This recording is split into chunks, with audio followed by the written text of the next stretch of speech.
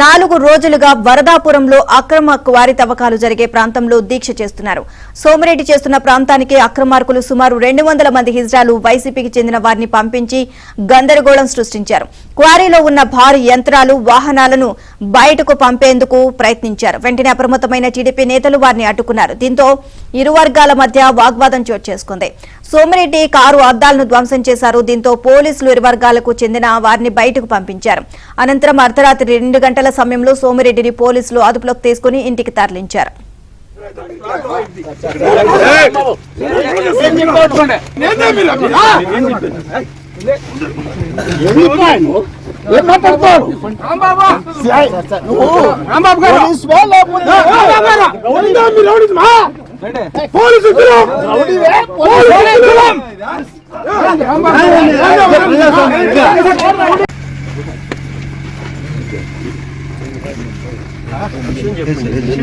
వచ్చి తీసుకెళ్ళిపోతే ఎట్లండి? మీరు ఏం చెప్పారు?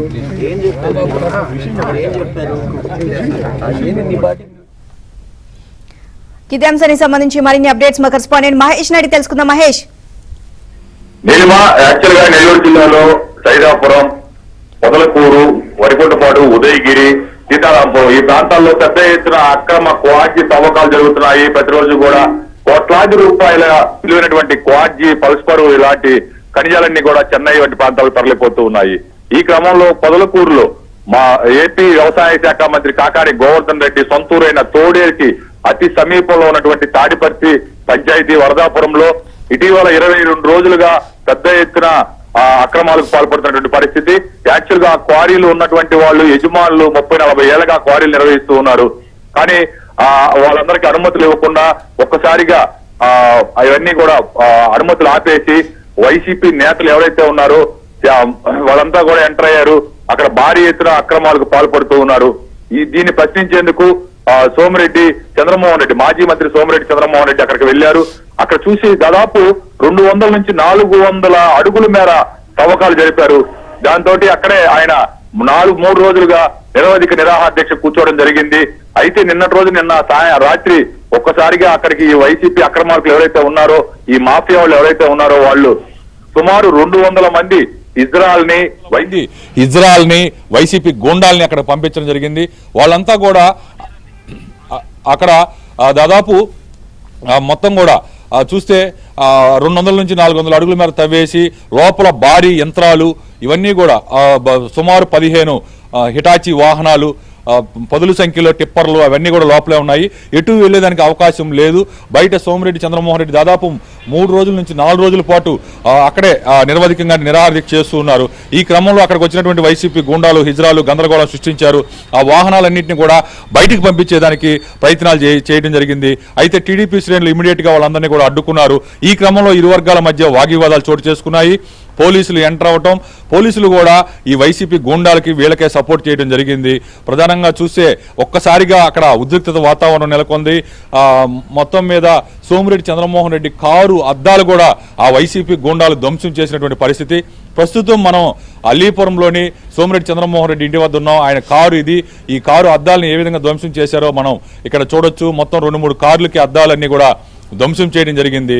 పోలీసులు చాలా తెలివిగా చాకచక్యంగా అంటే అక్కడ వాళ్ళందరినీ కూడా బయటకు వెళ్ళిపోమని చెప్పి ఇరు వర్గాల వారిని బయటకు పంపించేశారు. కేవలం 5 మందికి మాత్రమే ప్రొటెక్షన్ ఇవ్వగలమని చెప్పి చెప్పడం జరిగింది. సోమిరెడ్డితో పాటు మరొక 4 అక్కడ దీక్షలో కంటిన్యూ అవుతున్న సమయంలో అర్ధరాత్రి 2 గంటల పైన ఒక్కసారిగా పోలీసులు అక్కడ చేరుకొని సోమిరెడ్డిని అదుపులోకి తీసుకున్నారు. అక్కడ ఉన్నటువంటి నేతలను కూడా అదుపులోకి తీసుకున్నారు. సోమిరెడ్డిని వెంటనే అల్లీపురంలోనే ఆయన ఇంటికి తరలించడం జరిగింది. ప్రస్తుతం ఆయన అరెస్ట్లో ఉన్నటువంటి పరిస్థితి. మొత్తం మీద ఈ వ్యవహారం అంతా కూడా పెద్ద ఎత్తున జగన్ ప్రభుత్వంపై విమర్శలు వెల్లువెత్తుతూ ఉన్నాయి. ఇక్కడ చూడొచ్చు ప్రధానంగా నిన్న అంటే అక్కడ టిప్పర్లు, భారీ యంత్రాలు పదుల సంఖ్యలో ఉన్నాయి. ఇక్కడ అక్రమ క్వారీ నిర్వహిస్తూ ఉన్నారు. అక్రమంగా పెద్ద ఎత్తున తవ్వకాలు సాగిస్తున్నారు అనే ఆధారాలతో సహా జిల్లా అధికారులు, కలెక్టరు, ఎస్పీ వీళ్ళందరికీ కూడా రాష్ట్ర ఉన్నత స్థాయి అధికారులకు కూడా సోమిరెడ్డి ఫిర్యాదు చేయడం జరిగింది. కానీ 3 రోజులుగా ఎవరో కూడా ఆ ఛాయలకి రాలేదు. నిన్న ఉదయం ఎమ్మెల్యే కోటంరెడ్డి శ్రీధర్ రెడ్డి, టీడీపీ నేతలు అబ్దుల్ అజీజు, కోటంరెడ్డి శ్రీనివాసులు రెడ్డి వీళ్ళంతా కూడా వెళ్లి జాయింట్ కలెక్టర్ని నిలదీశారు. ఇంత పెద్ద ఎత్తున అక్రమాలు జరుగుతూ ఉంటే మీరు ఎందుకు పట్టించుకోరని చెప్పి జాయింట్ కలెక్టర్ని అడగడం జరిగింది. అక్కడ చాలాసేపు బైఠాయించారు. ఈ క్రమంలో రేపు ఉదయాన్నే మైనింగ్ శాఖ అధికారులు అక్కడ పంపిస్తామని చెప్పి జాయింట్ కలెక్టర్ చెప్పడం జరిగింది. కానీ అర్ధరాత్రి అకస్మాత్తుగా ఈ సోమిరెడ్డిని అదుపులోకి తీసుకొని, మాజీ మంత్రి సోమిరెడ్డిని అదుపులోకి తీసుకొని ఆయన ఇంటికి తరలించారు. మొత్తం మీద ఇక్కడ నెల్లూరు జిల్లాలో ఇప్పటికే దాదాపు 1000 నుంచి 2000 కోట్ల రూపాయల విలువైనటువంటి క్వాడ్జీ, పల్స్పరు, మైకా వంటి అన్నీ కూడా తరలిపోతున్నటువంటి పరిస్థితి. ఇంకా ఒకవైపు యాక్చువల్గా ఏదైనా అక్రమాలు జరుగుతూ ఉంటే అధికారులకు కంప్లైంట్ చేయగానే ఇమీడియట్గా అక్కడికి వచ్చి యాక్షన్ తీసుకుంటారు. కానీ స్వయాన మాజీ మంత్రి, టీడీపీ మాజీ మంత్రి సోమిరెడ్డి చంద్రమోహన్ రెడ్డి ఆధారాలతో సహా అధికారులందరికీ తెలియచేసినా కూడా ఏ ఒక్కరూ కూడా ఆ ఛాయలకి వచ్చినటువంటి పరిస్థితి లేదు. 3 రోజులుగా పెద్ద ఎత్తున ఆందోళన జరుగుతున్నాయి. రాష్ట్ర వ్యాప్తంగా పెద్ద చర్చనీయాంశమైంది ఈ సంఘటన. 1000 కోట్ల రూపాయల విలువైన క్వాడ్జీ అంతా కూడా తరలిపోతుంది, వచ్చి దీన్ని అదుపు చేయండి అని చెప్పి ఎన్నిసార్లు ఫిర్యాదులు చేసినా కూడా ఏ ఒక్క అధికారి కూడా పట్టించుకున్నటువంటి పరిస్థితి లేదు. స్వయాన జిల్లా కలెక్టర్ అలాగే ఎస్పీ వీళ్ళందరికీ కంప్లైంట్ చేసినా కూడా ఎవరూ పట్టించుకోలేదు. నిన్నటి రోజున కావాలని ఎవరైతే ఈ మాఫియా ఉన్నారో, వైసీపీ అక్రమార్కులు ఉన్నారో, వీళ్ళు ఒక్కసారిగా 200 మంది హిజ్రాల్ని, వైసీపీ గూండాల్ని అక్కడ పంపించి ఎలాగైనా సరే ఆయన ఆ దీక్ష నుంచి భగ్నం చేయాలని చెప్పి విశ్వ ప్రయత్నాలు సాగించడం జరిగింది. అక్కడ ఒక పోలీసులే దగ్గరుండి మరి ఒక వయోలెంట్ సృష్టించడం, అంటే గొడవలు సృష్టించినట్లుగా, అక్కడ లా అండ్ ఆర్డర్ ప్రాబ్లం వచ్చినట్టుగా సృష్టించేదాని కోసం చేయడం జరిగింది. పోలీసుల తీరుపైన కూడా తీవ్రస్థాయిలో విమర్శలు వ్యక్తమవుతూ ఉన్నాయి. పోలీసులు అక్కడికి చేరుకున్న తర్వాత కూడా వైసీపీ గూండాలు, హిజ్రాలకు వాళ్ళకి సపోర్ట్ చేయటమే కానీ సపోర్ట్ చేయటం కూడా తీవ్ర విమర్శలకు తావిచ్చింది. ఇక్కడ నెల్లూరు జిల్లాలో అపారమైనటువంటి ఖనిజాలు ఉన్నాయి. క్వాడ్జీ, పల్స్పరు, మైకా వంటి ఖనిజాలు ఉన్నాయి. క్వాడ్జీ గతంలో టన్ను 5,000 ఉంటే ఇప్పుడు మినిమం 18,000 నుంచి ₹1,00,000 పైగా చేరింది. దీంతో 6 నెలలుగా ఇక్కడ ప్రభుత్వ భూములు, దేవాలయ. సో ప్రస్తుతం ఇప్పుడు సోమిరెడ్డి ఎక్కడున్నారు? ప్రస్తుతం మనం ఇప్పుడు సోమిరెడ్డి చంద్రమోహన్ రెడ్డి ఇంటి వద్ద ఉన్నాము. ఆయన లోపల రెస్ట్ తీసుకున్నటువంటి పరిస్థితి. అర్ధరాత్రి సమయంలో 2 గంటల పైన పోలీసులు ఒక్కసారిగా అక్కడ చేరుకొని ఆయన్ని అదుపులోకి తీసుకున్నారు. పోలీసు వాహనాల్లో తరలించి నేరుగా ఆయన ఇంటి వద్ద వదిలిపెట్టడం జరిగింది. ఈ సంఘటన అంటే ఆయన శాంతియుతంగా ఒక నిరవధిక నిరాహార దీక్ష 3 రోజులుగా చేస్తూ ఉన్నటువంటి పరిస్థితి ఉంది. ఆ భగ్నం చేసి ఆ వాహనాలు బయటకు పంపించే దానికోసం ప్రయత్నాలు చేస్తూ ఉన్నారు. ఆ క్రమంలోనే ఆయన్ని అదుపులోకి తీసుకోవడం, ఇంటికి తరలించడం జరిగింది. ఇక్కడ యాక్చువల్గా బహిరంగంగా దోపిడీ జరుగుతుంది, అక్రమంగా బ్లాస్టింగ్లు జరుగుతున్నాయి. ఒక హోల్లో 4 జెలటిన్ స్టిక్స్ వినియోగిస్తూ ఉంటారు. కానీ ఇక్కడ ఒకేసారి దాదాపు 20 నుంచి 30 జెలటిన్ స్టిక్స్ పెట్టి భారీ పేలుళ్లు చేయడం జరిగింది 22 రోజులుగా.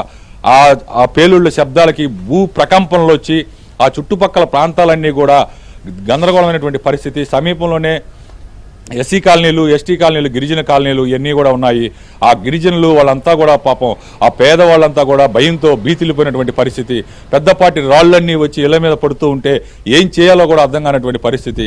దాదాపు 22 రోజుల పాటు వాళ్ళంతా కూడా నరకం చవి చూశారు. ప్రాణాలు అరచేతిలో పెట్టుకుని బతికినటువంటి పరిస్థితి. ఇదేమిటని ఎవరైనా ప్రశ్నిస్తే మేము బ్లాస్టింగ్ చేసేది అని చెప్పి వాళ్ళు చెప్పడం జరిగింది.